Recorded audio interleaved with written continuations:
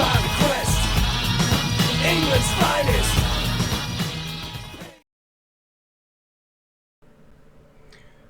Consistency and fairness are important, and the test of our values is often how we apply them to people that we don't agree with, or with whom we disagree with, even violently. Far-right YouTuber Millennial Woes has been doxxed, not just online on image boards or wherever else, but he has been doxxed by local and national media, including the Daily Record and the Mirror. So this is obviously far more serious. They've put it in their newspapers, they've put it up online. And it's still a developing story, so we don't know everything that's going on, but he claims to have had to have fled his home due to threats and so on.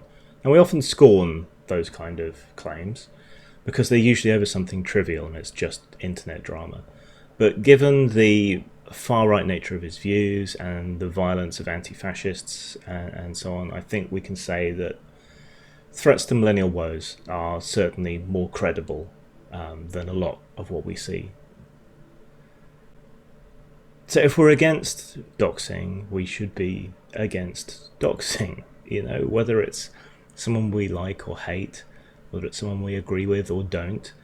You know, this guy has genuinely been put in danger. It's not just bullshit email threats or the sniper meme or the usual bullshit that can be seen through straight away.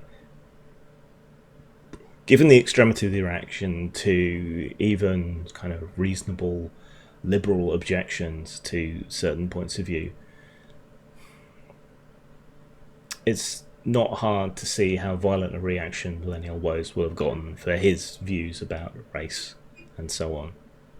It's hard to see any justification for what they've done to him. He is not a huge YouTuber. I know that's rich of me to say so, but you know, he's only got 20,000 followers.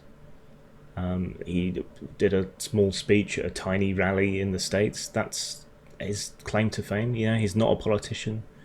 He's an unemployed guy making videos from his father's spare room. You know, do we make fun of him for that? Do we write him off as irrelevant? There's a lot of people in similar situations to him feeling the kind of different disenfranchisement that he feels and looking for somewhere to lash out. And so what do we do here? We dox him, we run him out of town, run him out of the country on a rail. Is that going to help, do we think? Do we think that's going to make people see the error of their ways, or is it going to create a martyr or support the narrative that there's some kind of victimization going on, or that cultural Marxism is a real thing? You know, this isn't the way to go about it, I don't think. I think the way to go about it is to engage, debate, and destroy their arguments. You know, I don't like this guy. I don't like the kind of things he has to say. I find it ironic that if he has fled the country, then he's probably being helped out by membership of the EU, which makes freedom of movement, at least for the time being, a thing that can happen. But this is just wrong. Where is the public interest in outing an unemployed schlub from Scotland? There isn't any. Someone's being victimized and turned into a cause for no good reason. You know, people disagree. People have wildly different views. Some of them we find offensive. Let's talk to them, show them where they're wrong, argue, convince people in the crowd that's watching, even if you can't convince people like him. That's how you deal with this. And Antifa types are going to say I'm being a wishy-washy liberal or whatever, but no, I'm sticking to my principles.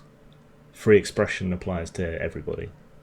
You know, that's a radical position these days. It's not a wishy-washy position.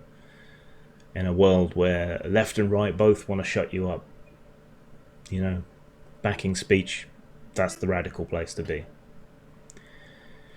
Anyway, I'm not going to go as far as saying you should financially support him or anything, but maybe it's worth writing to the Daily Record and the Mirror and saying, yeah, I don't approve of this, this isn't the way to go about it, something like that. That's what what I intend to do today is to write to those papers and register a complaint from a left-wing free speech point of view, because I don't think this is anyone's interest, and frankly I think he should sue, but whether there's a case or not, I don't know.